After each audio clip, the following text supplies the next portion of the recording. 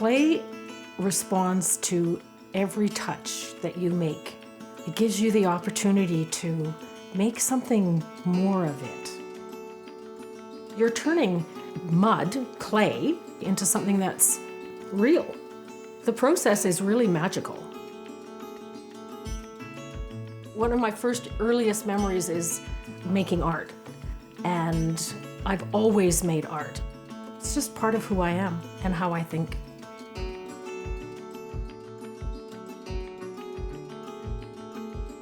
Diane has been potting for so many years, and she's an incredible potter. With her and all the other members of the St. Albert Potters Guild, they have made the pottery scene here in St. Albert one of the best in the world. St. Albert's really lucky to have that sort of creative person here that champions the arts and makes sure that there's those opportunities for people to express their creativity. Diane was a longtime potter, and she was hired as a pottery instructor to start off with, and then she became the visual arts programmer for the city of St. Albert. And a few years later, the Northern Alberta International Children's Festival came to St. Albert, and Diane was responsible for planning all of the visual arts activities for the festival. At that time, Diane became an instrumental part of the Art and Public Places team, and then she became the manager of the studios. I've known Diane so long, and we've become such good friends. She's just done amazing things.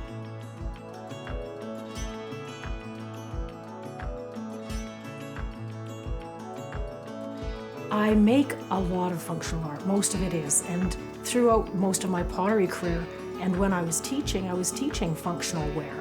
But since I've retired and now I have time to play a little bit more. And I can play with exploring, mimicking the birds we see around us every day and exploring nature.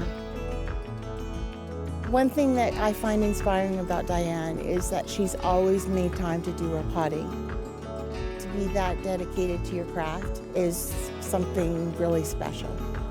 She's spent 30 plus years enhancing the cultural fabric of our community, and she's been a master potter for over 40 years. Her work can be seen in galleries and shops throughout Alberta.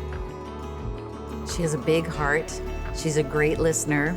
She's environmentally friendly. She does great gardening, cooking. She's a great friend. She's an all-around person. She's the real thing. I've said it before many times and I've teased people who say that they don't have an artistic bone in their bodies. And I just always say, you just haven't found it yet. And it might not be wielding a brush or working with clay. It might be knitting something. It could be poetry. It could be music, songwriting, some form of the arts. We all have that. It's there somewhere. I think that's part of being human.